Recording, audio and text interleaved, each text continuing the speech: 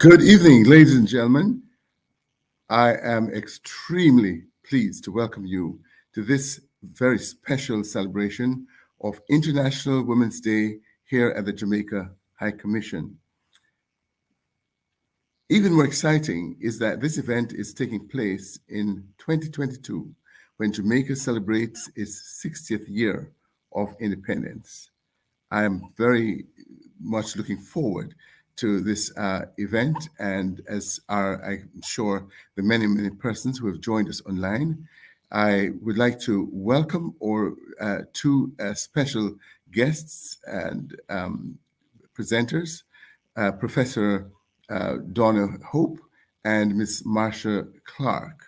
And at this time, I will not be saying very much more than Happy Women's Day. Happy International Women's Day to everyone. We look forward to a great event, and I hand you over now to our Deputy High Commissioner.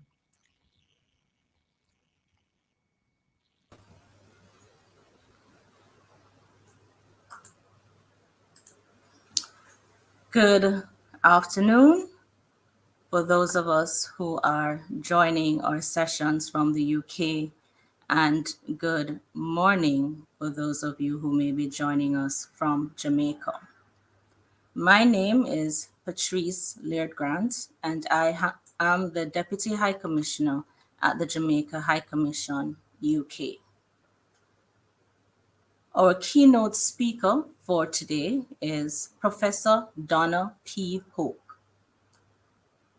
Professor Hope is a tenured professor of culture, gender, and society at the University of the West Indies and is a former Deputy Dean of Graduate Studies and Research in the Faculty of Humanities at Mona. A specialist in the areas of popular culture, identity, gender, and media. Her work engages Afro-Jamaican and Caribbean cultures of identity making as they intersect with power domains. A former director of the ICS, she was program chair of the inaugural Global Reggae Conference 2008 and organized and chaired 3 international reggae conferences in 2010, 2013, and 2015.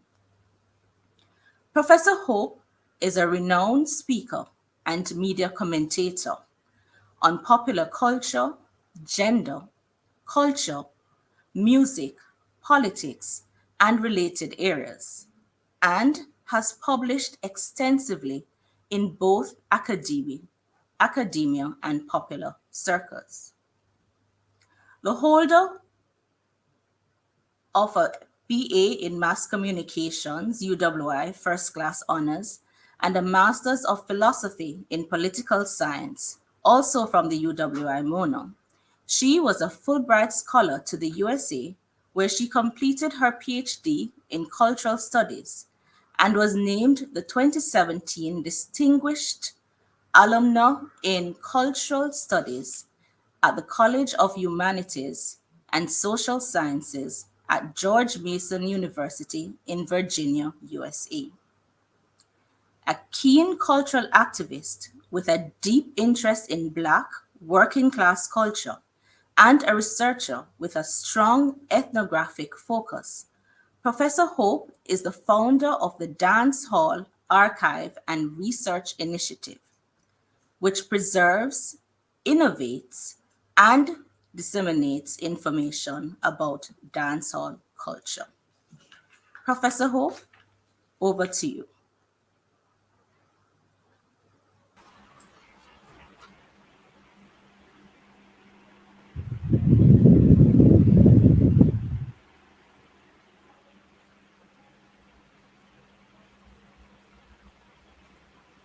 Thank you so much, Mrs. Laird Grant. Thank you for that introduction. And of course, I want to ensure that I observe all protocols. And so I want to begin my presentation by, of course, thanking the staff and the members of the High Commission, Jamaica's High Commission to London, for inviting me to be a part of today's celebration of International Women's Day.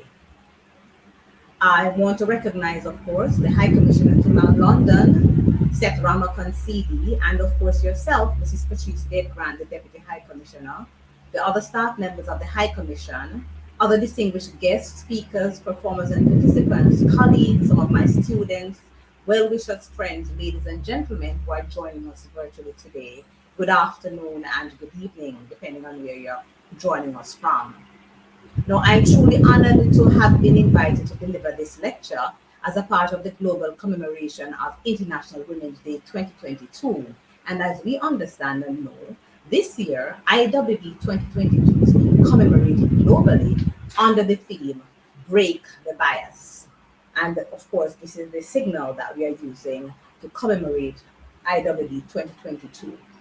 We are all encouraged to imagine a gender equal world, a world free of bias, stereotypes, and discrimination, a world that is diverse, equitable, and inclusive, a world where difference is valued and celebrated. Out together, we can forge women's equality. Collectively, we can all break the bias. And here, the notion of gender equality is connected to many themes, often redounding on the concept of patriarchy, where male domination is understood to be positioned at the heart of the subordination of women in both public and private spheres of existence, where full gender equality remains a hope, a dream. As we connect these dots, we come to IWD 2022 today, understanding clearly that all women are not created equal and that equality does not mean sameness.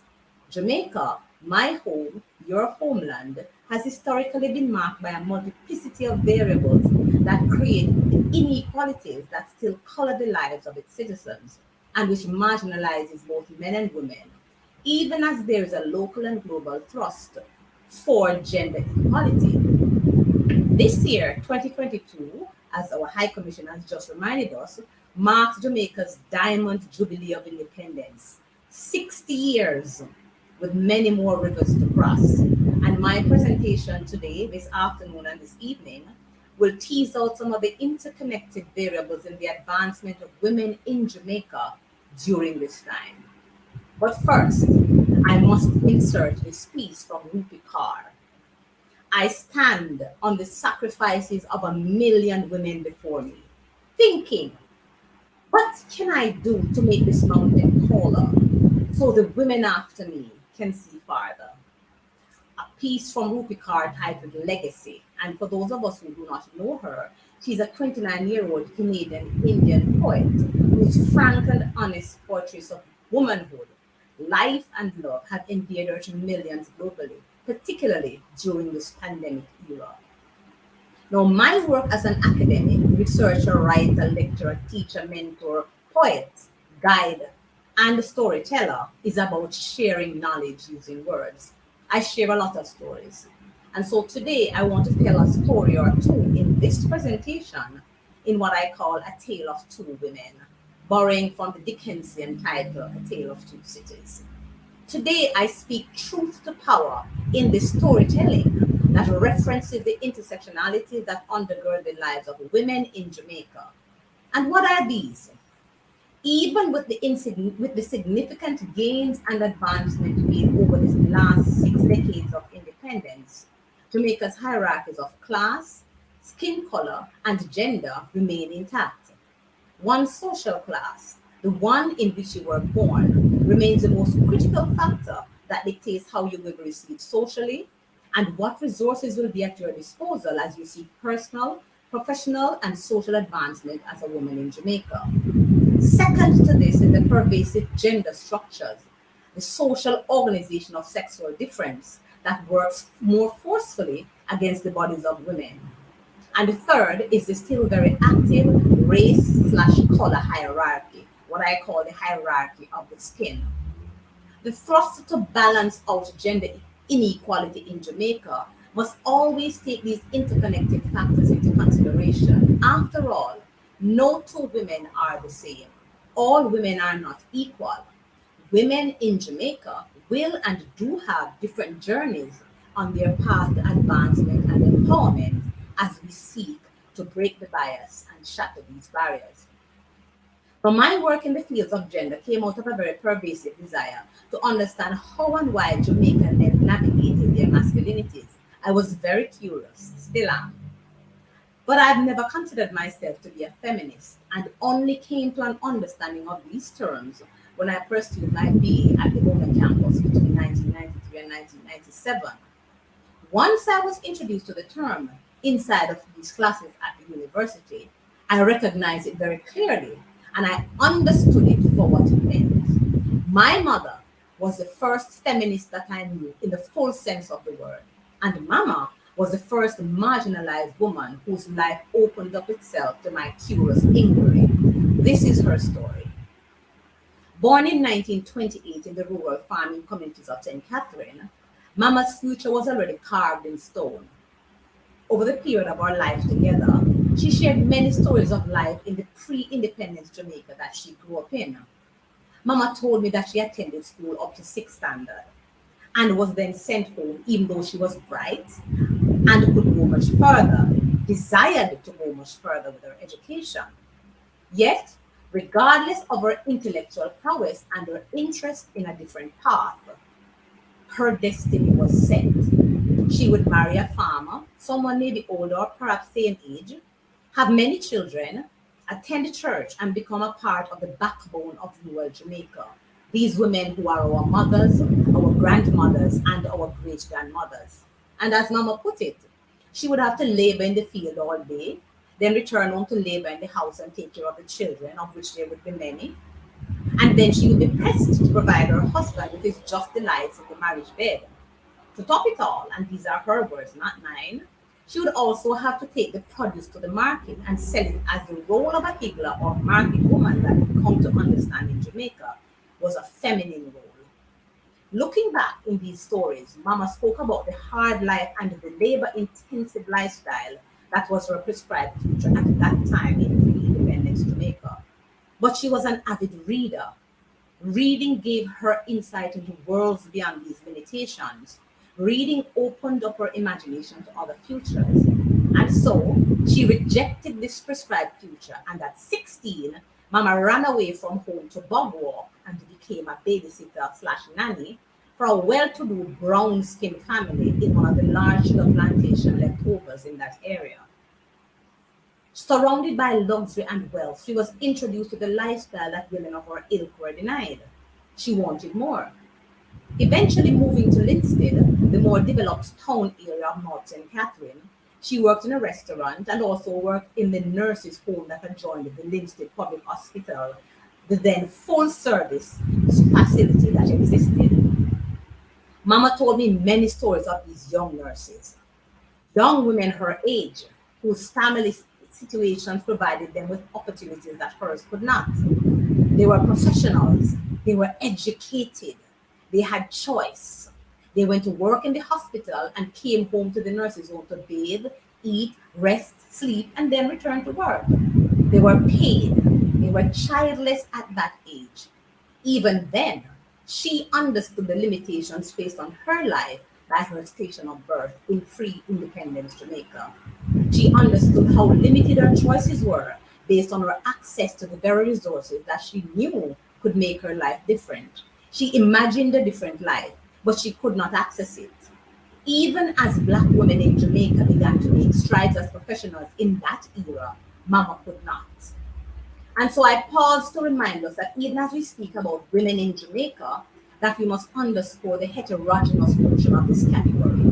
The Jamaican woman or woman in Jamaica is not a homogeneous concept. Women are all not the same, and they are not equal in their access to the resources that generate and guarantee them advancement. In my work on Jamaican male identity, I speak about Jamaican masculinities in the plural, and here I accord credence to the same concept of intersectionality and orient my theorizing around it because of the various identity distinctions that are created by the mix and match of factors that are utilized to rank status and personhood in Jamaica. In the discussions around the advancement of women, we often elide the different levels to this advancement. There are indeed levels to this thing. Beyond the middle and upper class concerns with advancement beyond the patriarchal glass ceiling, the 51% coalitions or the patriarchal management of promotion of women that Professor Errol Miller spoke about in his main marginalization thesis, there are other women whose advancement, though minuscule, has had significant impact on their life chances, their choices, and the futures and well-being of their children and family members. Even at the level of ideas and the imagination, these women have impacted on the overall advancement of the project of gender equality in Jamaica. Mama did. She inspired me. This is my story. I was born in the post-independence era into a single female-headed household in rural poverty in Lindsay, St. Catherine. As the statistics will tell you, these households, headed by single mothers with multiple children, remain at the highest poverty indices even today. Yet, unlike my mother and her peers, I was privileged with a wider menu of choices for my personal advancement. I was privileged first by the foreknowledge of Mama and others like her, whose journey became my beacon, and whose imagination opened my mind to the endless possibilities that existed. And even while we struggled in poverty, I was a child of the post-independence era and was privileged by the strides made during that era, including universal access to education beyond the secondary and primary levels. So let us speak momentarily about the transformation via education, because for women like me and many persons sharing with us this afternoon, this evening, education has been a very crucial factor in the empowerment and advancement of women in Jamaica. Women like Mama were born and came of age into the kind of education system that was first introduced in the early 18th century during British colonial rule. This system was mainly for privileged white males, built to sustain Jamaica's colonial social system in which a very small white elite ruled over a population of majority black agricultural workers. Enslaved Africans were not educated in significant numbers until Jamaica's slave population was emancipated. But it was not until the middle of the 20th century, when the British granted Jamaica greater self-governance, that a less segregated mass education system began to emerge. Jamaica's Ministry of Education, for example, was founded in 1957, and the Jamaica's government subsequently implemented the first major education reform to introduce universal elementary education for all children between the ages of 7 and 11. Mama would not benefit from this, but I did. Before 1953, only 5% of the Jamaican population attended secondary school.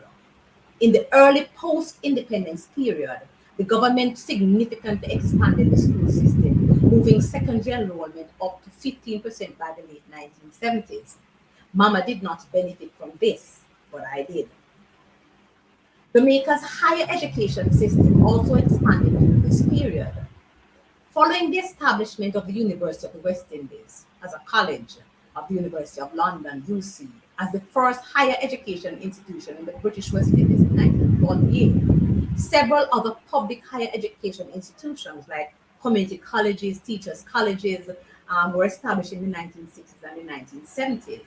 For example, the College of Art, Science and Technology, affectionately called CAST, which is the predecessor of the Jamaica's University of Technology, now affectionately called UTEC, was formally founded in 1964.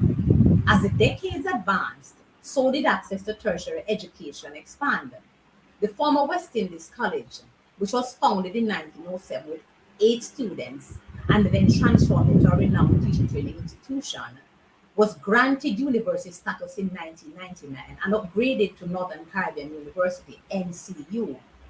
The University College of the Caribbean, UCC, was established in 2004 after the acquisition of the Institute of Management and Production, IMP, by the fledgling Institute of Management Sciences, IMS, and their merger in January 2002. According to UNESCO, the number of tertiary students in Jamaica subsequently shot up from 14,000 in 1981 to nearly 75,000 in 2015 and continues to grow. When I entered the university in 1993 to pursue my undergraduate degree, There are options available to help fund the same. Moving from a situation where full tuition and all costs were covered for the then few students at the UWI. In that time, the 1990s, the University of the West Indies UGC programs, University Government Sponsored programs, were offered to students at approximately 20% of their full economic cost, with the government and the UWI absorbing the balance. That 20% can be funded in many ways, including via loans from Jamaica Students' Loan Bureau. My entire course of undergraduate study was funded by tuition loans on the SLB, with scholarships and grants providing the remainder of my subsistence needs when my savings ran out. The Students' Loan Bureau is a post-independence entity. It began operation in 1970 and was made a statutory body in 1971, empowered to issue loans covering a percentage of tuition fees to Jamaican students pursuing higher education at tertiary institutions. It is Jamaica's premier student loan financing organization for tertiary education. Today, more than 10,000 tertiary students in Jamaica apply for loans annually, and on average, 99% of these are successful in accessing SLB loans for both graduate and undergraduate work. This means that more than 9 out of every 10 students who apply are successful in accessing the loans. I and many women like me remain grateful to the SLB for the economic support towards our educational advancement in this post-independence era. And this is why, for example, I started the SLB's appeal committee for several years in a deliberate move to give back to this institution that had provided me and many others like myself with the economic support necessary for our educational and subsequent social advancement. But there are other factors that I must pull into this mix. Beyond the benefits of the robust post-independence infrastructure that opened wider access to secondary and tertiary education for diverse groups of women, especially those from poor working class backgrounds, one must also factor in the power of the imagination, and this is very critical, the power of imaging. What are the images that ground and or grounded your ideas of a Jamaican woman? How did you imagine your future self as a woman in Jamaica? Who were or are your role models? We must always factor into the mix of advancement the real power of the imagination, of visualization. Today, we talk about vision boards, and many attend expensive workshops hosted by many who claim to be able to show the way. But in the 1970s and up to time of the explosion of the internet and social media in Jamaica in the early 2000s, Jamaican womanhood was imagined and imaged through different portals. This visualizing of women who look like you and sound like you and come from the locations where you hold pride of place, women who now reside in leadership and power, this visualization created new ways of seeing oneself as a Jamaican woman in that era. Mama could not go as far as these women, but many other women did. And these were women of power, these women in charge, these were women who led the way. The daily newspapers, the Gleaner, the Star, and the free-to-air television stations, first the JBC, SSTV, now TVJ, CVM, and others, paved the way. The radio stations shared their fare. Of all the sectors, two provided the most powerful images and imagination portals for women from the working classes like myself: politics and popular culture. Let's talk a little bit about politics, women in politics. The first Jamaican woman to be elected to parliament was Iris Collins in 1944 in the first general election held in Jamaica. This was in the pre-independence era. But Mama told me about Madame Rose Leon, the first woman in Jamaica to sit in the cabinet in 1953. And as a resident of Lindsay St. Catherine, I grew up and lived with the Honorable Edith Bennett in my constant line of sight. She lived and served as a member of parliament for 30 consecutive years until she retired in 1997. She lived in Linstead and was a constant figure in our eyes and minds, a powerful reminder. But it was Portia Lucretia Simpson Miller who fired our imagination. Between 1976 and 2017, Mama, or Sister P as she was affectionately called, rose from the bedrock of rural working class poverty to make her mark as a parliamentarian and make history as the first woman to lead a political party in Jamaica in 2005. Rising to the top of a male-dominated sphere, she crested to stand as Jamaica's first female prime minister in 2006, a historic move in Jamaica. Beyond all political alliances, the lives of many young women in that era, born in the post-independence period, were colored by the flamboyant figures of women in political leadership like Mama P, Sister P. Many little girls would model her as their future career choice at basic and primary school career fairs. And I'd like to show a picture here of a young girl at a basic school, the RGR basic school, dressed as Sister P with this signature wig, the suit, and of course the glasses on top of her head. And this has become a facet of many career days at schools, especially for children at the primary and basic school level, where people imagine themselves as a prime minister, children from the working classes. I too can be a prime minister. Young girls see themselves through the lenses of Sister P. Of course, the orange coloring reflects on the color choice that suggests the People's National Party as orange. And so this is an example of the power of that role modeling, that imaging that shows Sister P as a part of the imagination of young women in that era. And I have a request here, one moment, to turn off this fan. One moment. I think the fan is off. One moment here. Yes. My apologies. Yes. And so, of course, that imaging becomes critical in the ideas of self that young women have in the post-independence era.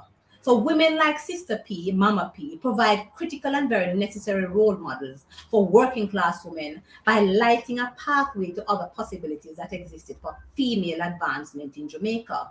Other popular and very flamboyant women in politics who impacted on our line of sight include the Honorable Olivia Babsy Grange, a woman who remains connected to the grassroots, to popular culture, to music, to sports, and gender. For the record, Portia Simsimila is the longest serving female MP in the history of the House of Representatives. Enid Bennett was the longest continuously serving female MP, and Olivia Grange, Babsy Grange, is currently the longest serving sitting female member of Parliament in Jamaica. And now I want to show this graph of the representation of women in the Jamaica's House of Representatives over the period from 1944 to present. Now, it is noteworthy, as this graph shows, that the percentage of women in Jamaica's House of Representatives at that level of political activity moved from a minuscule portion of 3%, or 1 out of the 32 representatives in 1944, to first hit double digits in 1980 with 7 out of 60, or 12%. Breaking this glass ceiling is a critical facet in the advancement of women in Jamaica. With the rise in empowered and educated women, the proportion of women in the House of Representatives exceeded 15% for the first time in 2016, with 12 out of 63, or 19%, female representation in the House of Representatives, and by 2020 had reached a new record of 29%, or 18 out of 63, women in the House of Representatives. Many of these women hail from the working classes. There is power in the visualization, and I have to underscore that and recognize this is something that we recognize quite significantly in 2020, and we continue to recognize as we lead our lives in this particular era in Jamaica today, 2022. Now, there were other powerful and very popular women who hailed from the working classes and whose images colored our imagination. For example, Superintendent of Police Ione Ramsey Nelson, ODJP, became the first woman police motorcyclist in the Jamaica Constabulary Force in 1977. To say that young working class girls were enthralled is an understatement. They were ecstatic. Women police officers in the very patriarchal Jamaica Constabulary Force did not ride motorcycles or wear pants. She was fearless. And I'm showing here a picture of Ione Ramsey Nelson on the motorcycle that becomes something that is set in stone in the historical memory of many women in Jamaica as a part of the way that women going into these male-dominated spaces continue to break barriers and to break the biases and to strive for gender equality. She retired Superintendent Ione Ramsey Nelson also became the first woman in the Jamaica Constabulary Force to rise above the rank of corporal in the traffic division, and she was the first woman to lead the traffic section of the Jamaica Constabulary Force.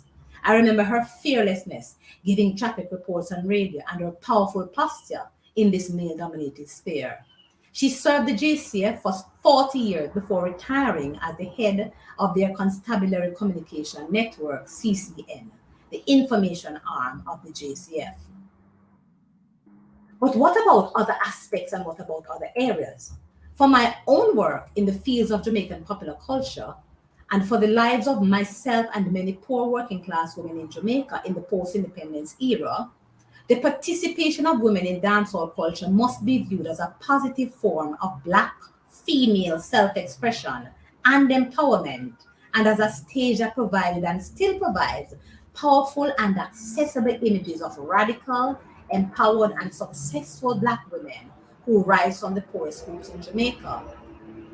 Since its rise to prominence in 1980, dancehall's radical feminist politics remains a critical plank of its activity within the male-dominated spaces of Jamaica's music culture. Women in dancehall culture continue to prove that the personal is indeed political. These very ordinary Black women from Kingston's inner cities and Jamaica's poorest classes continue the Black resistance politics of their ancestors with a more deliberate foregrounding of the female body as an active agent and as a subject, not as an object of desire. For example, dancehall's rebellious codes of fashion and style provided and still provide many women from this group with very accessible tools to carve out spaces of resistance, freeing themselves from the shackles of Jamaican conservatism and patriarchy. Young women and girls saw images of themselves as beautiful and sexy in the 1980s and the 1990s, beyond the then Eurocentric notions that graced the walkways and the catwalks, magazines, and media portals.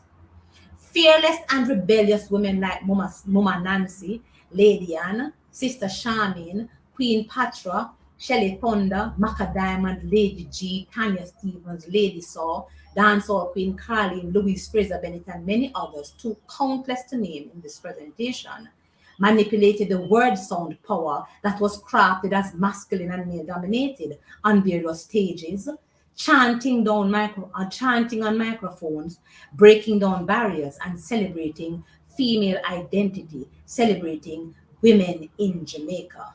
And I'm showing this image, a composite image of some popular dancehall women of that era, women who impacted on the minds of many like myself, Mama Nancy, Louise Fraser Bennett, Lady Anne, Queen Patra, dancehall Queen Carlene, Lady G, Sister Charmaine, Lady Saw, and Shelley Thunder. Powerful women and a composite of dancehall women from the 1980s and 1990s who set the stage for others who dominate and break more barriers today. Now, time does not permit an extensive discussion on this critical aspect of Jamaica's popular cultural life and activity, but I must underscore this and its value to me and many other women in Jamaica born in the post-independence era and seeking accessible images around which to orient our own ideas of self and our own understanding of Jamaican femininity and female identity. Dancehall was the soundtrack of our lives and the reflection of the turbulent times that we came of age in, the turbulent 1980s.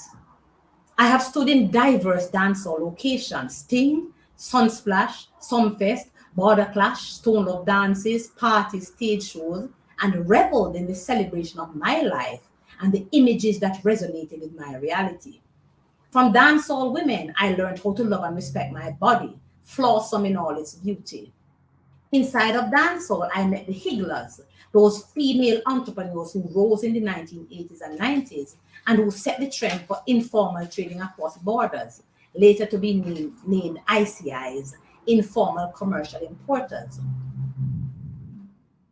These women gained and continue to gain economic, social, and personal empowerment and advancement via their self-expression as women, as artists, as promoters, as entrepreneurs, as dancers, as dancehall queen, and more. Today, women in dancehall continue to thrive and to break barriers, setting the stage for many who come after and who seek and aspire to advancement and empowerment beyond the confines of their points of origin. And there's so much more that we could put into the mix. But where does this composite of infrastructural, educational, and popular cultural capital of educated, empowered, and advanced women take us? Where do we stand today on the backs of women like my mama and others who were born and who came of age in the pre-independence period of Jamaica's history? Women who could only dream and share their vision, who could only look across at the promised land but could not cross over. Notions of gender equality in Jamaica are often why poor feminist focus. And this began with the Women and Development Project of the post-independence era, again in the 1970s, when many educated and middle-class women, in the main, led the thrust from academia and elsewhere for higher levels of empowerment, for the writing of women into history, and a more egalitarian set of gender structures that limited the workings of patriarchy and open spaces for female empowerment. The post-millennial focus on gender mainstreaming in Jamaica was codified in Jamaica's National Policy for Gender Equality, NPGE 2011.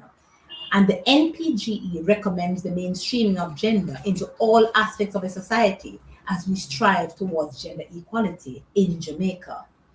Today, we live in a Jamaica where the legacies of the post-independence project of the 1970s and beyond are visible. Surrounded by highly empowered women, many from the Black underclasses who have internalized the cues and utilized education and other resources in their quest of personal, gendered, and social mobility. Indeed, the democratizing of access to tertiary education in Jamaica has resulted in a significantly high cadre of highly educated women, many from the working classes. These are the contemporary beneficiaries of one component of this thrust for empowerment of women in the face of male-dominated structures. Women like me, women like you. Jamaican women have taken full advantage of these educational opportunities discussed in my earlier component of this lecture.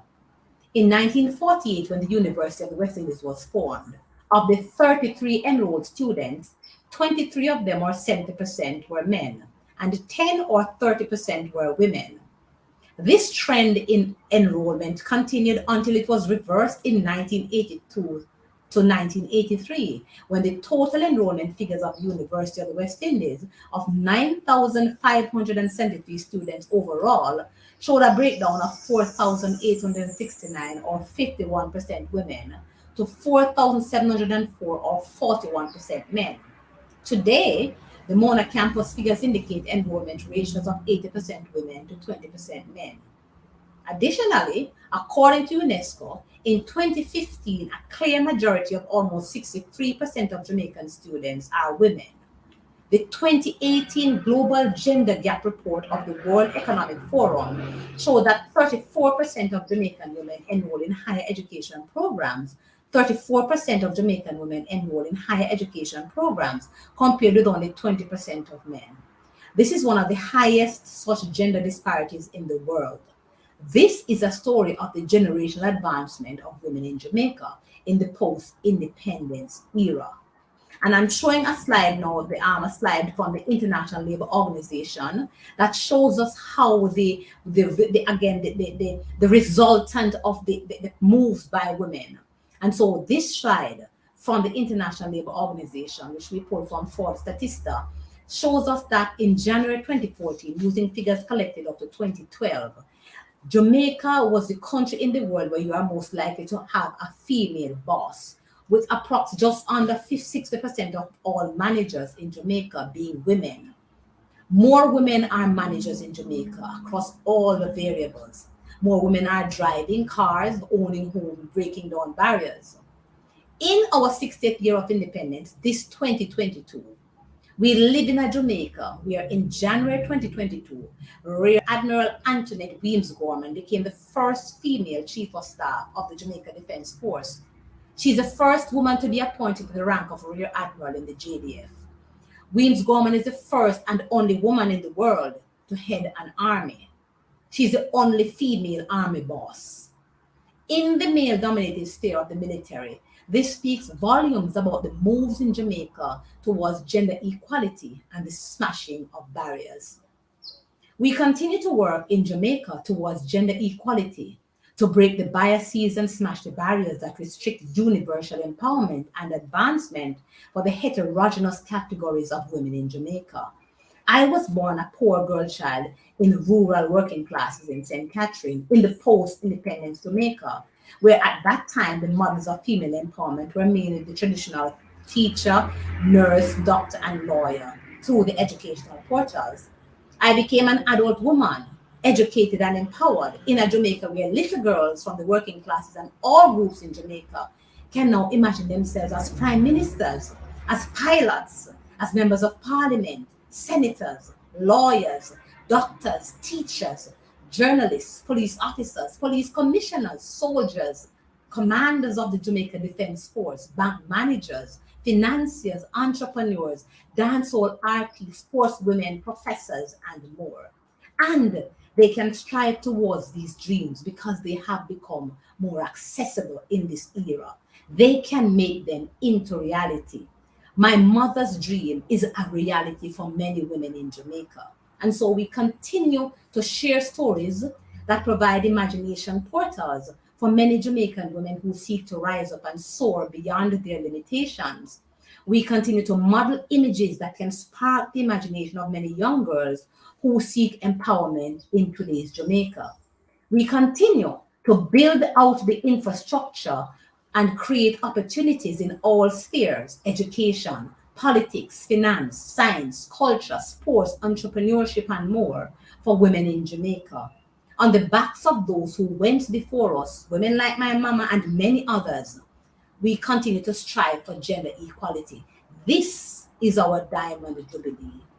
And so I leave you with the words of Maya Angelou, whose poetry has influenced my journey. When you get, give. When you learn, teach. As for me, I shall not be moved. Thank you, and do have a great afternoon and evening as we continue with the celebrations of International Women's Day 2022. We continue to break the barriers, and break the bias. Thank you so much.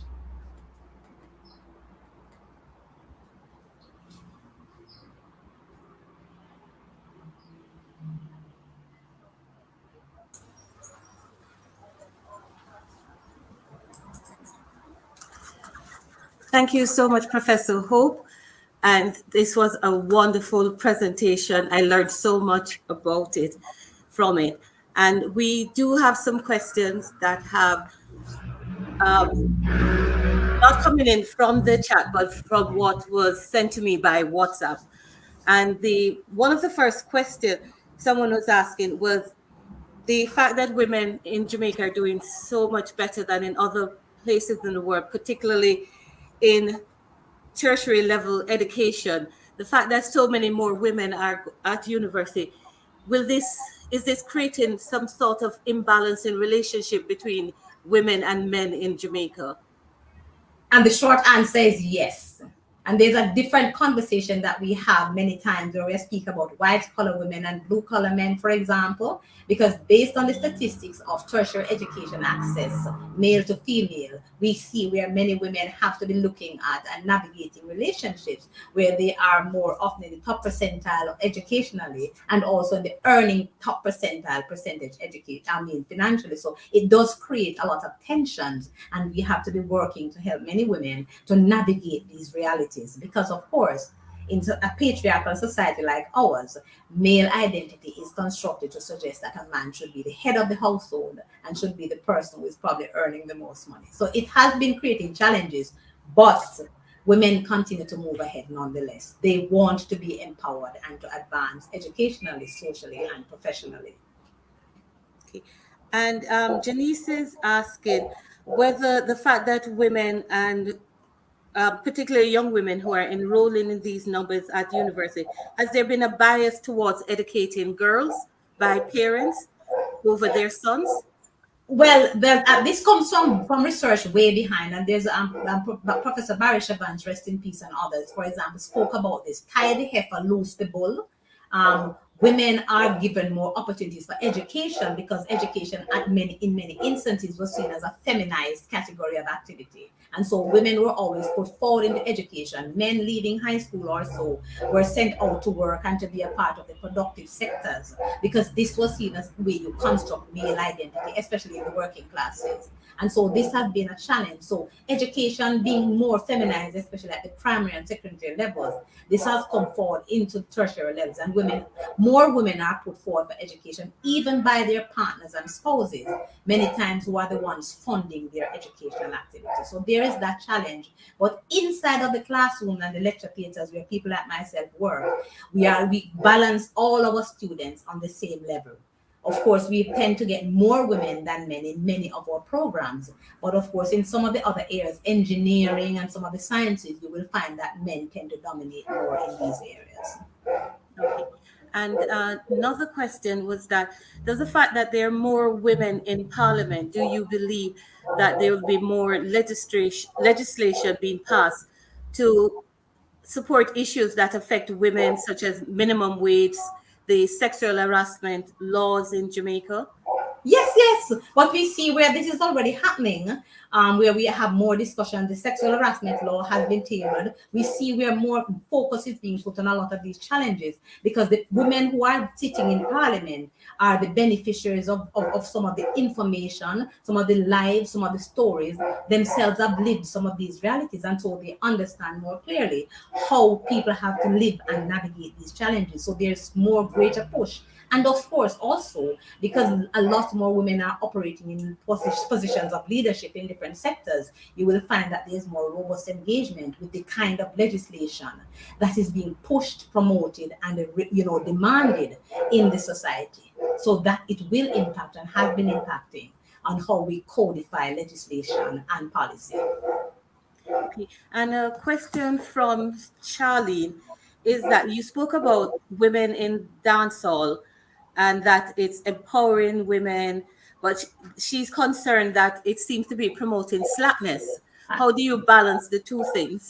I expected this question. It always comes. And remember that there are different ways to look at how women are positioned within culture, popular culture, and on these pages. Women's objectification is very different from women claiming their subjectivity and deploying it on their own behalf. It's two very different engagements. Women have long been objectified in all kinds of positions, movies, ads, films, beauty contests, and elsewhere. Dancehall women own their sexuality. They deploy it in the way that they wish to have it done. Use, for example, the 1997 movie Dancehall Queen with Marcia.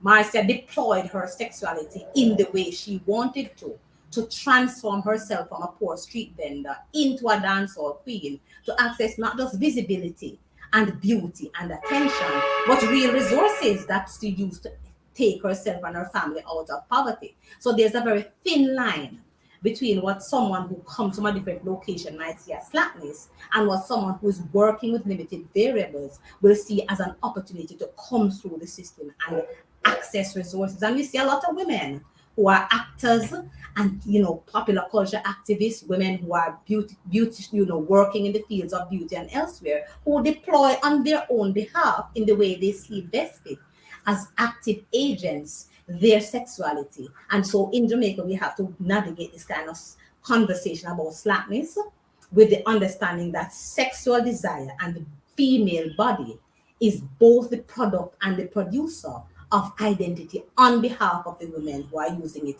in the way that they want to. So they are not being positioned by other individuals. They choose this and utilize it to their benefit. It's a very thin line. Okay. And just on the back of that question, has this contribution contributed to the increase in violence against women in Jamaica? One of the biggest things that has contributed to the increase in violence against women in Jamaica, again, and remember, we are talking about the way that people think themselves into being, the way that people make the understanding of who they are, construct their identity. We live in a patriarchal society. The ideas of male identity are very strong, and I write about this in my book, Man Vibes, how male identity is constructed on different planks.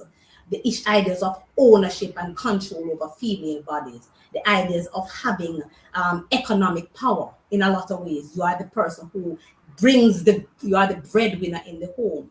In today's Jamaica, as I said in my presentation, with the NHT and other factors behind it, women own their homes. Women are driving cars. This is a different timeline from when I grew up in.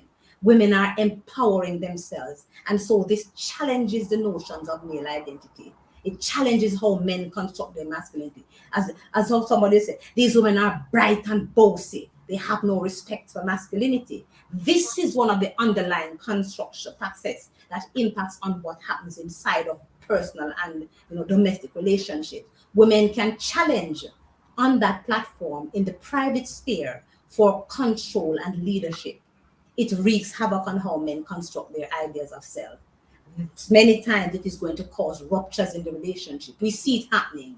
The woman wants to leave a relationship for various reasons. We are coming from a society where our grandmothers and our great grandmothers stayed in relationships for 50 years, 40 odd years, because this was where they belonged. Women leave relationships because they choose to, because it no longer serves their needs, and because they are empowered. They are able to still continue to live the way they choose. This creates ruptures, and the violence against women, a great deal of that is coming out of this independent, empowered posture that many women are throwing out into the fields of gender. Again, more work needs to be done to help men and women understand how these changes are going to, again, frame the way that you relate to each other in relationships that are more intimate, personal, and domestic. A lot of work needs to be done there. And a question just coming in. Why has there been a stalling of the abortion rights bill in Parliament? Some things in Jamaica are very touchy, and they will remain so because Jamaica is a society that is based on a strong religious conservatism. That kind of Victorian ethos, Protestant ethos, where you're either good or you're bad, either right or you're wrong, you're either good or evil. And so we have these dichotomies. Abortion is something that becomes a part of that kind of religious conservatism and the discussions around it. Remember, rural working class Jamaicans, for example, where people like myself come from, we were raised on strong religious values. We have Rastafari, a very strong religious ethic. And so these kinds of legislation, the abortion bill, the buggery laws, these kind of laws are things that are challenging Jamaican identity at the heart of it. The pre-independence ideas that people still hold on to. And so any group, any government that moves any kind of makes any kind of moves to change and to renew the ideas that we have about how women can choose to deal with their bodies, how people can choose to deal with their preferences sexually, is going to have a huge challenge to overcome those barriers. That bill will take some time here in Jamaica. Remember, in the developed United States of America, we still have people, battlefields are drawn around that discussion, the pro-rights and the pro-choice. Remember, Jamaica is developing. There will be battles on that front line, and we expect them to come to be a part of the move forward.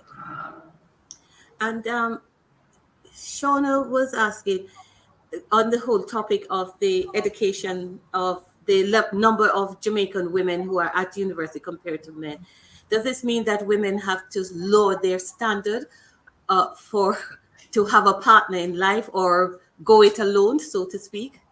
And I'm going the little cute thing here, because let me say, Shauna and women, and I speak with my students, female students and male students, very frankly, because we don't only teach about culture and popular culture and these theories, we speak about life, because we have to share the experiences.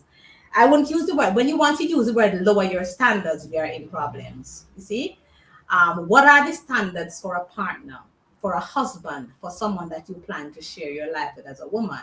Because if you are living in a society and in a world where Black women like yourself are facing, 80% of you go to university and 8 out of the 10 of you are women and 2 are men.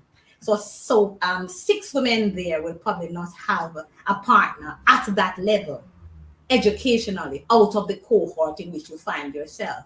How do you navigate these things?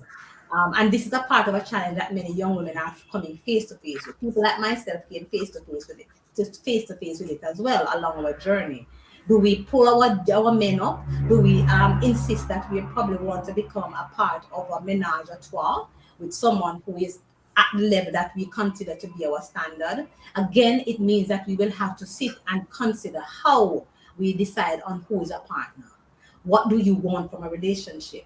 Will your husband be someone who works in the highest level white collar industry, or will he be someone that you are involved with because of you want loyalty, you want commitment, you want someone to share your life with? Again, that is going to be a challenge. And in the meantime, the society will have work to do here in Jamaica to ensure that we encourage our young men to move away from some of the other areas that seem to be capturing their attention, and again reorient their minds towards moving in line and in step with where the society is advancing. It's a huge challenge because our men are still socialized to feel that they must work and earn large sums of money very quickly to be able to capture the attention of these very young, pretty young women, lovely young women, educated young women who are coming out of the different universities and colleges in droves.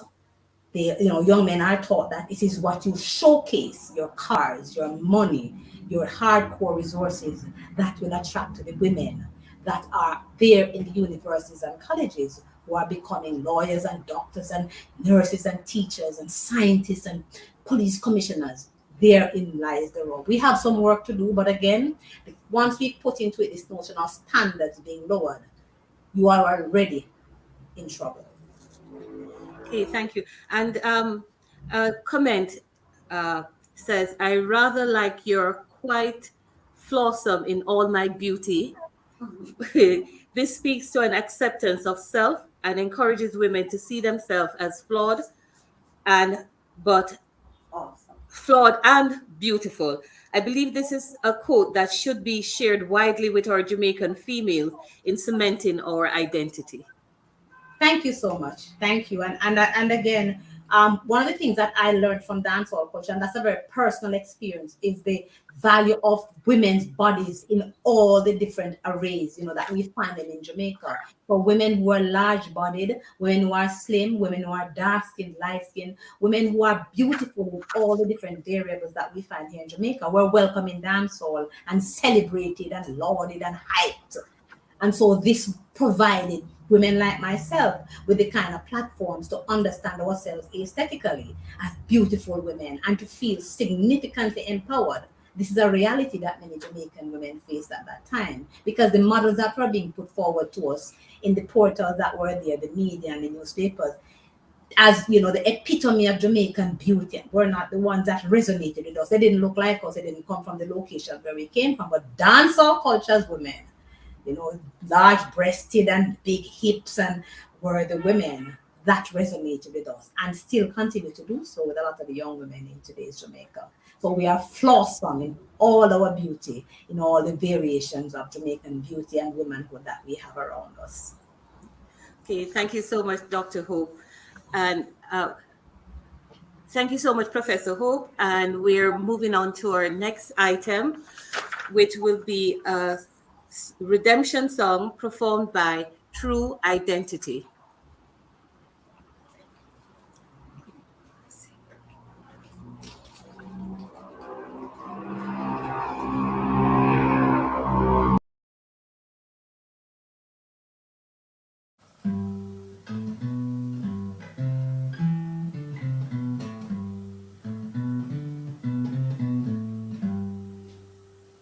Old pirates, yes, they ride, sold I to the merchant ship.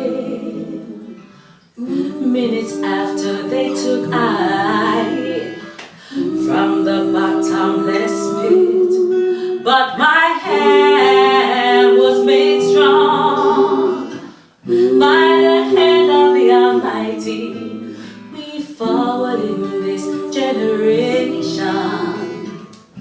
triumphantly. So won't you help to sing, ooh, these songs of freedom? 'Cause all I ever had, ooh, redemption songs, redemption songs. Emancipate yourselves from mental slavery. None but ourselves can free our minds. Have no fear for atomic energy, 'cause none of them can stop the time. How long shall they kill our prophets while we stand aside and look? Some say it's just a part of it. We've got to fulfill the book. So won't you help to sing, ooh, these songs of freedom? 'Cause all I ever had, ooh, redemption songs, redemption songs, redemption songs, redemption songs, redemption songs.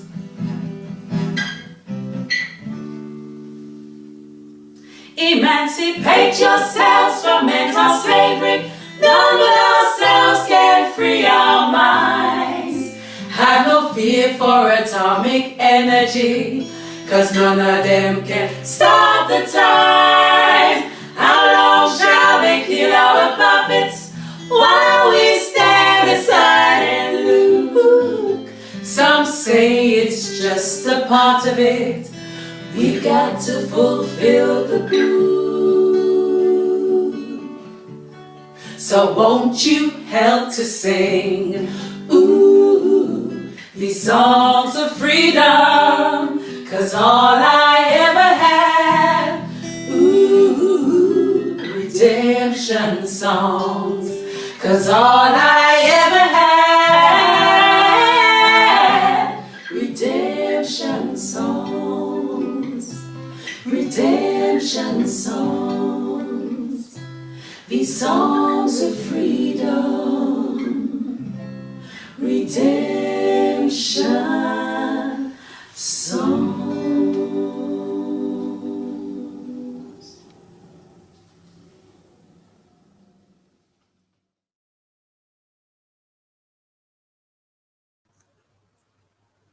There you have it.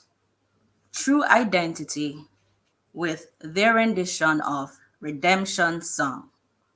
We will now have Ms. Marsha Clark, who will be doing a presentation on women's financial independence.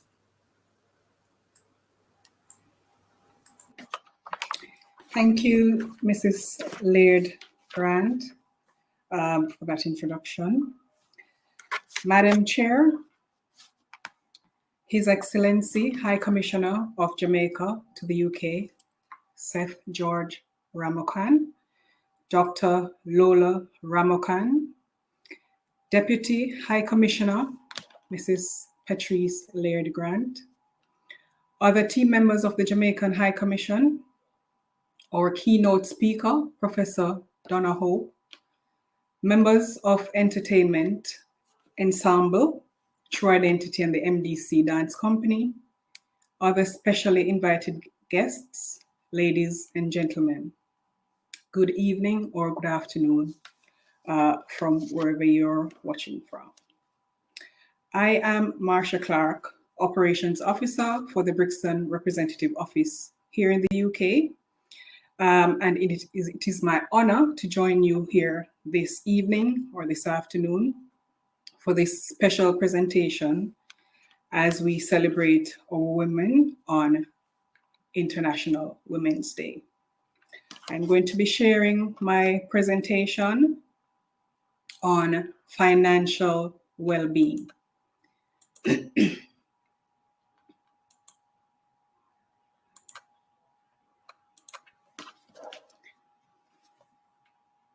And I hope you're all able to see my presentation.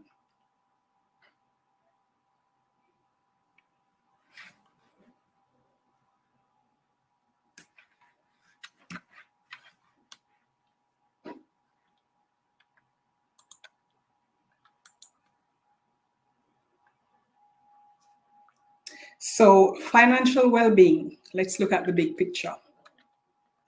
What is financial literacy? Now, this is knowledge of credit, financial knowledge of credit, debit, and management in order to make financially sound or wise decisions. Now, someone who is financially literate would know how to operate a savings account, how to manage their credit, and how to avoid debt in order to achieve these life goals. These are all key parts of achieving financial well-being. To be financial well-being means having clear goals, documenting specific plans towards achieving these goals, being satisfied that you're making progress towards these goals. Now, this includes 3 steps. The VM approach to achieving financial well-being includes these 3 steps. Step 1, assessing your situation and documenting your goals, creating specific plans for these goals. And step 3, tracking your desired milestone to achieving these goals. Now, before you begin any journey, you'll need to assess your financial position.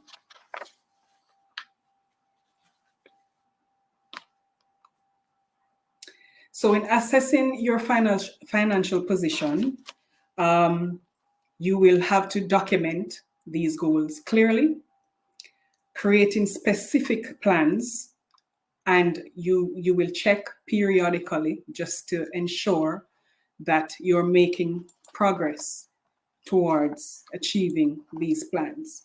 And how do you do this? By making a budget. Now, this is a very useful tool in helping you to become financially successful. Creating a budget helps you to track your income and your expenses. It tells you how much money you earn and exactly how to spend it. It helps you to make the most of the money that you earn, and it helps you to achieve your financial goal. Now, if you're making a budget and you realize that your income is higher than your expenses, then you know that you're on the right track. If you're spending more than you're earning, then that means you're in big trouble. You're living above your means, which means that you would need to reduce your expenses or increase your income. Step 2, which is goal planning. So in creating the specific goals and documenting it, the VM approach to achieving this financial well-being, there needs to be some motivation for these goals. So if it's having an emergency fund, what is your motivation? So normally we're expected to have 6 months of living expenses to take care of unexpected circumstances. If your motivation is to own a home, then you would start making preparations towards that in terms of making your regular deposits to your accounts, start making deposits to help with your first deposit. If it's the motivation is for retirement, then you would start making payments and steps towards achieving these goals. So in having these goals, there is a certain motivation there that helps us to keep on track. With writing down these goals, it helps us to successfully plan our financial lives. We have what is called, most people, which is now popular, are doing what is called a vision board. Having a vision board tells you what you're expected to achieve, or you have your goals on a vision board, and you have a specific time in which you want to achieve these goals. What is your time horizon like? Once you have these goals, you might have to put away certain things that's not as important in order to get to where you want to be. Once you prioritize a goal, you may have to put others on hold, because in order to achieve this, we would have to overlook other things that are not as important.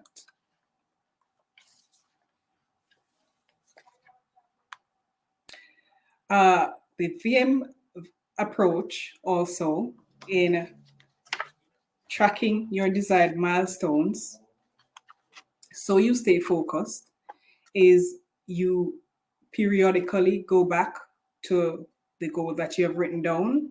You check to see where in the goal planning stage you're at. If it's a case where your situation has changed, you have increased, your income has increased, then you would need to save a bit more. So it's always important to save towards meeting that particular goal.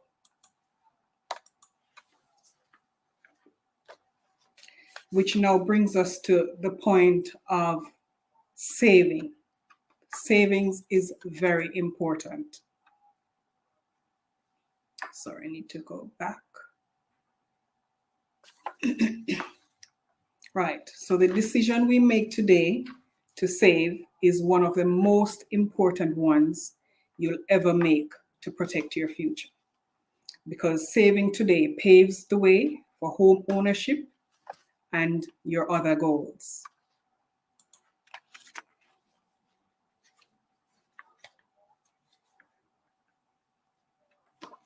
So having savings means that it allows you, or it affords you, the things that you want to achieve. For example, a car or a house, or having an emergency fund that we spoke about earlier, having money towards your retirement plan, and just making sacrifices to get to that particular goal that you had originally noted. So the basic principles of saving is that everyone can save, including you. So it's important that no matter how much you earn, it's always important that you're saving towards maybe a rainy day. For instance, we have just had a pandemic, and I'm sure some persons would have access to the funds that they would have put aside before, which would have come in very, very handy in these circumstances. And how do we save? So it's important that we put ourselves first. So we have circumstances where we have all these direct debits, or we have these standing orders that are coming out of our salary each month. And before you know it, there's no money put aside for ourselves. So it's important that you put at least 10% of whatever you earn towards a savings account, because at the end of the day, this will guarantee consistent savings, and it will also eliminate the risk of you not having anything left back for yourself. There are several different saving options that we can choose. We here at Victoria Mutual, we have several different accounts which you can open towards those saving options. You can diversify your savings. You can open an ISA account. You can have a fixed deposit account. You can have a regular savings account, or you can just have a normal current account in which to save. Now, understanding how debt and credit management works. Remember, financial wellness equals making smart credit decisions. Credit helps with making expensive purchases like your university education, your children's university education, or purchasing a car or even a home. Borrowers may also benefit from lower interest rates, discounts on fees, and so on. So having credit is not always bad. It is good, it can be good as long as it is managed well.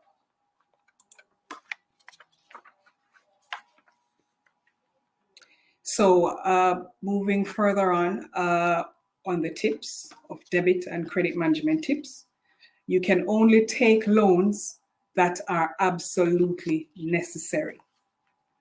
In your financial journey, it always happens that sometimes we end up with 3 different credit cards, or taking unnecessary debt, which sometimes affects our creditworthiness. So if you do take a loan, then it is important to read all the fine prints, ensure that you're living within those regulations and terms and conditions. Avoid taking loans for friends. Now, as a lending officer, I've seen where so many persons have missed opportunities of owning a home because of having a bad credit. They have taken out maybe a mobile contract for a friend or a family member. The family member ends up not paying that bill, and then you are left with that debt. So be very careful with how you take these debts for family members.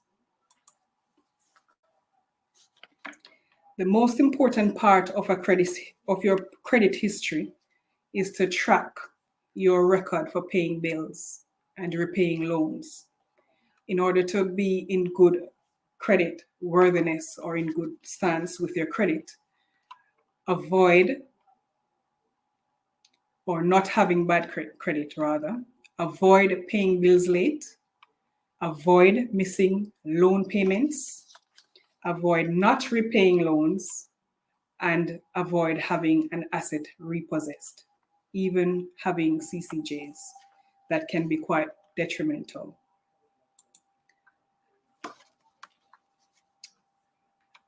Further tips: aim to pay off all your balance each month, pay more than the minimum payment, pay on time to avoid late fees, avoid over-limit fees by sticking to your credit limit.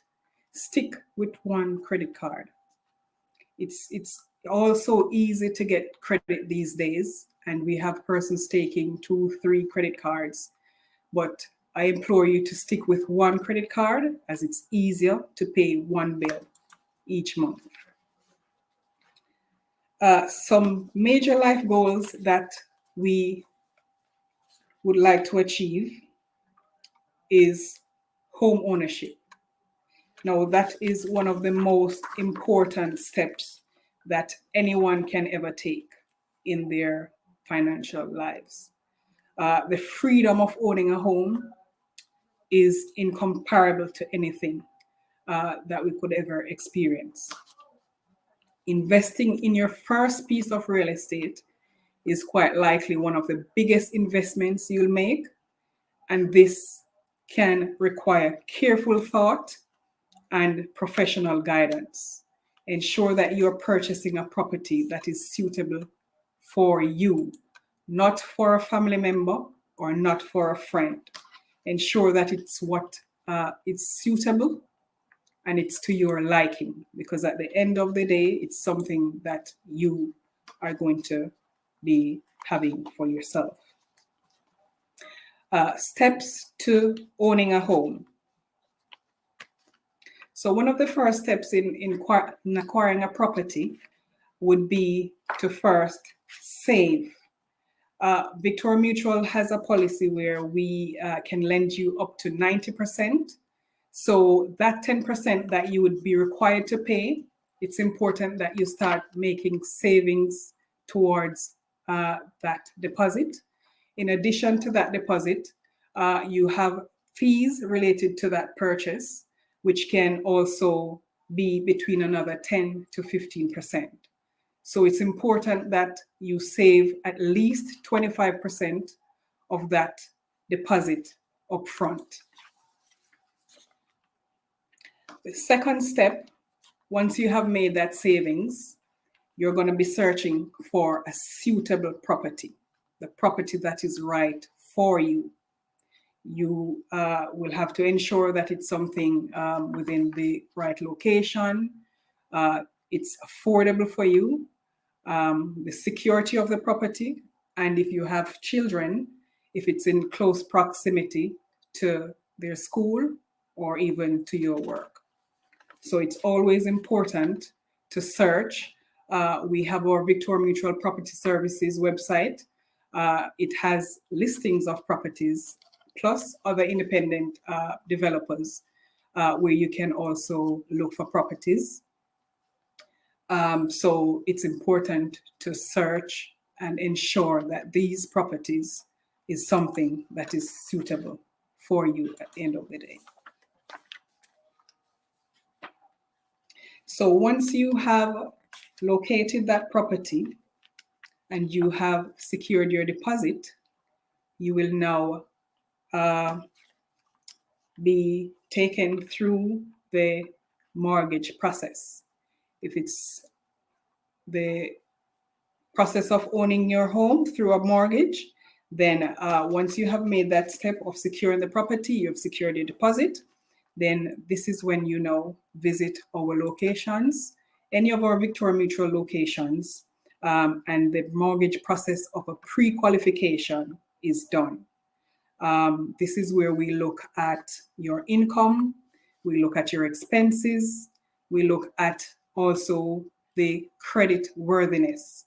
So this is where the credit scoring will come in handy. So if it's a case where you have bad credit, then you will most likely to miss out on this opportunity of being able to access a mortgage through us. And once you have gone through the mortgage process of getting the pre-qualification, then the process then continues through to our application process. Once the application is sent, there is an acceptance. Once the offer is accepted, then it goes through our registration process, and the last stage will be when the loan is disbursed. I thank you for listening. Have a wonderful rest of the afternoon, and have a wonderful International Women's Day. I thank you.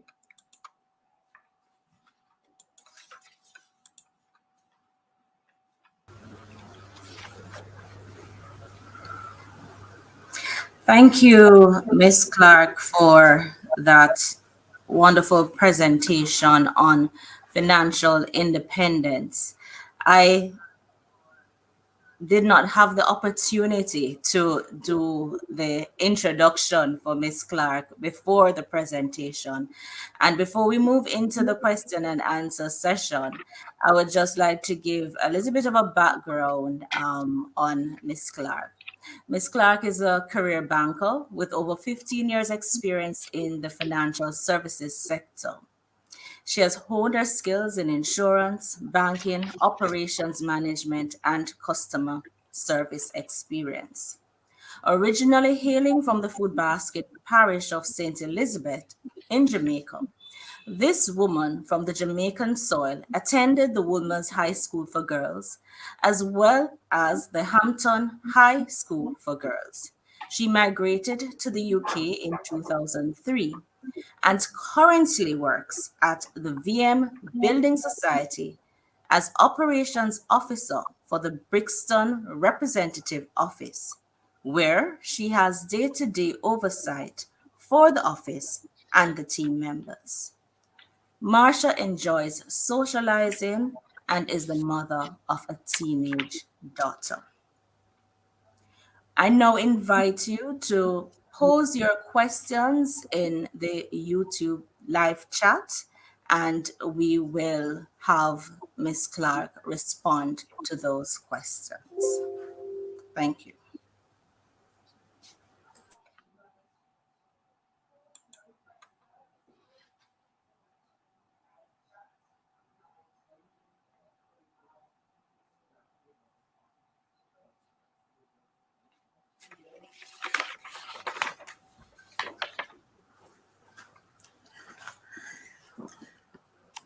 Good afternoon. Thank you, Ms. Clark, for that very enlightening presentation. And we do have some questions that have come in. One of the first questions, which I think you may have answered, but I'm posing it for those who might not have picked up on your answer, which was what percentage of income should be saved? Right. So the deposit is usually a 10% deposit. In addition to that, your fees or closing costs can range from between 10 to 15. So in total, you're looking at saving at least 25% upfront. Okay. And is that for general savings, or just if you're looking for a mortgage? If you just wanted to save generally for a rainy day, or Well, if you're looking to save generally for a rainy day, I would suggest that at least 10% of your salary is put away each month. But if you're saving towards owning a property or owning a home with the intention of getting a mortgage, I would say that you would need to have at least 25% of whatever the purchase price of that property is. Okay. And that leads me into another question that was asked actually by a colleague at the High Commission, who said, in the current economic climate, how feasible is home ownership, particularly with prices going up, utility costs, everything going up, and particularly if you're a young person just entering the job market? I would say that's why I'm encouraging savings, savings. So in regards to the property, you're going to be looking at the price range, looking at the affordability, looking if it's something that you think it's affordable for you. And once you have a purchase price in mind, then you would know exactly how much you need to put away each month towards achieving that goal. Okay. And someone, I'm not sure if you can answer this, but someone was asking, should women, if they're in a relationship with a long-term partner or married, should they keep a separate account, or should it just be always joint account with your partner or spouse? So that is totally up to the person. So it depends if you want to have a joint account with that person, if you feel there's a trustworthiness with that other person and you want to save towards, purchasing a property together, then I would encourage that. But if it's not a circumstance where you fully trust that person to put your savings away in that account jointly, I would say for security benefits, have your own savings account that you can, have towards making that purchase eventually. Okay. And I'm not sure the answer to the question currently, but yeah. Another question is that should banks like your bank have special incentive for women savers, particularly since many of them would be the head of households or be single mothers? Should there be any special incentive for them, particularly if they're looking towards home ownership? Well, with regards to specifying or with women's account or men's account, I don't think I'm quite able to answer that question, but we have all different types of accounts where women can always come in and open if they want to open solely. It's entirely up to them to come in and, you know, speak to a representative, and we can help them in that regard. Okay. I see another question coming in. Just trying to, I'm trying to multitask and read. How easy it is for women to obtain loans for starting business?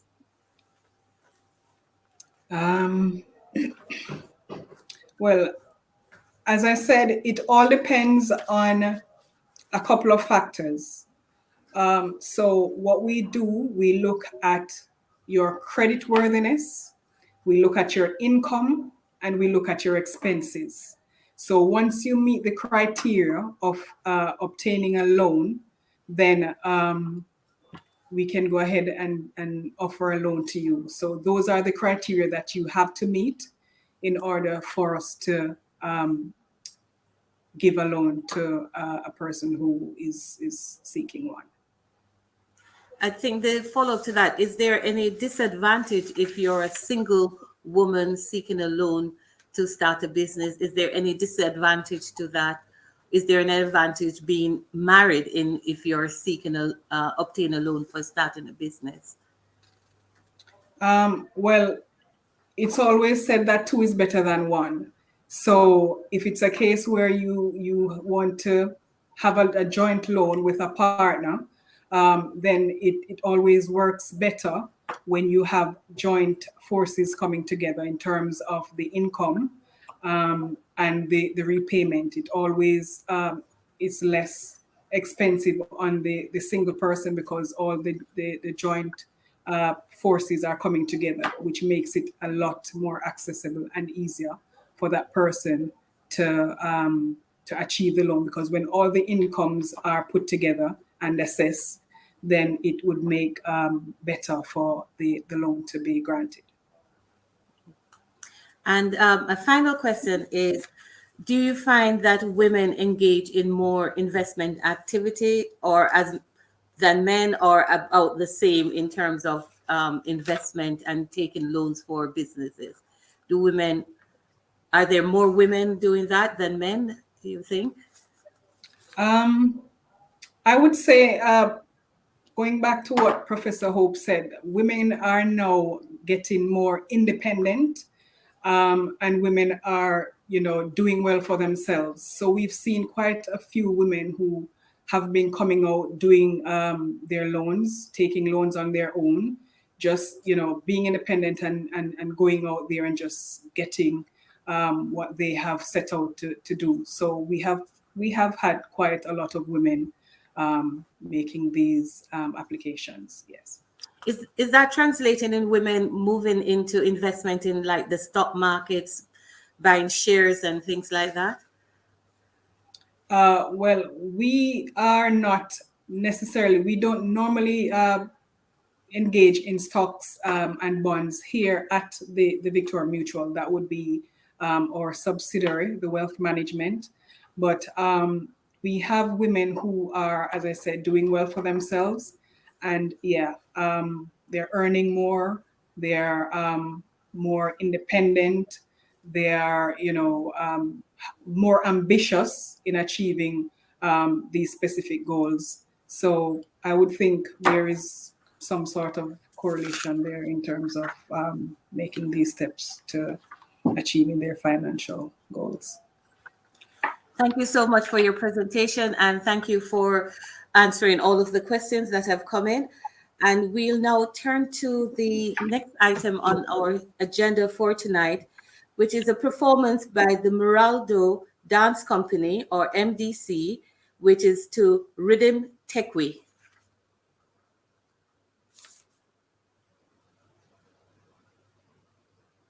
Voice and roller coming down.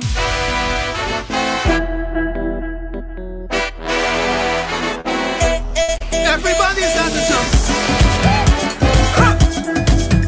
Voice and roller, hold on to them fire, fire. We set so kind of time of the year. What we waiting for? But us carnival done some artists talk, yeah. What we waiting for? Say, but this is my thing, let me do my thing. Fire for all who have problem with my thing. Give the people them so come on, now bring on one of them start the jump. Cause right now it's madness, madness, what? Oh Lord, I just wanna party. Leave me let me party, party. It's madness, madness, what? Oh Lord, I just wanna fit.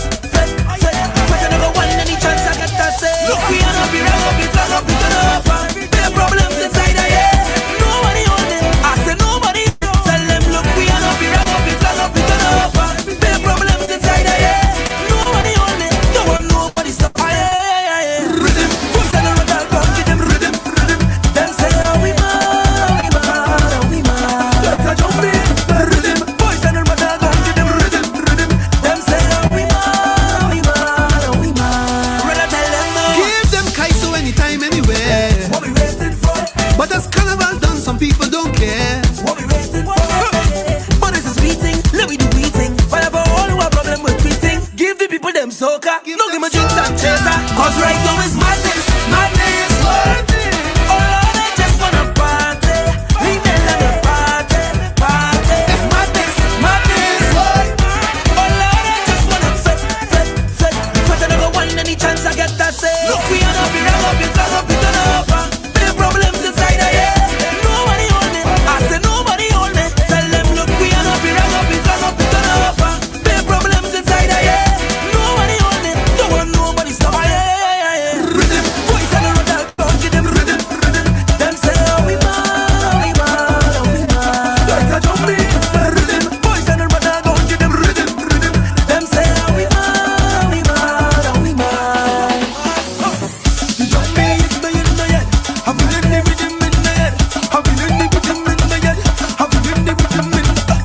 The jumping is in my head. I'm feeling the rhythm in my head. I'm feeling the rhythm in my head. Cause right now it's madness, madness, what? Oh Lord, I just wanna party. Leave me let me party, party. It's madness, madness, what? Oh Lord, I just wanna fit. I never want any chance I get to say. Look, we are not be right up, we flag up, we turn up. Big problems inside the air. Nobody hold me, I say nobody hold me. Tell them, look, we are not be right up, we flag up, we turn up. Big problems inside the air. Nobody hold me, don't want nobody stop.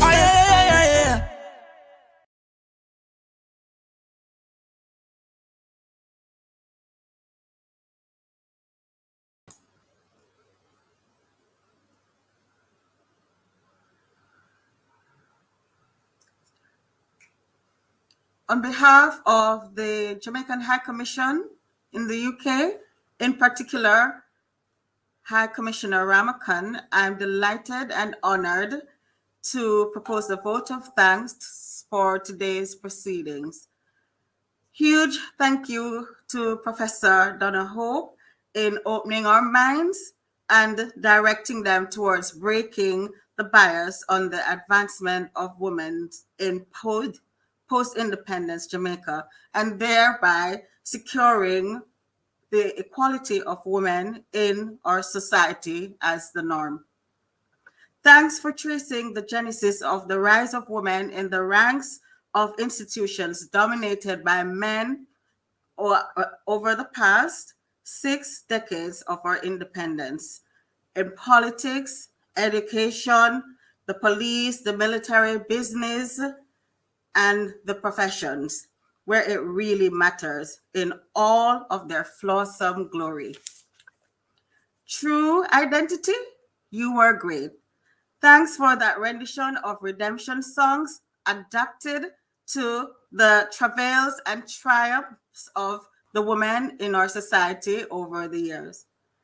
Marsha Clark, thank you for the light you shone on financial well-being and its importance for women's empowerment and freedom, including timeless gems such as saving for a rainy day, setting up a savings account, and having good credit above all.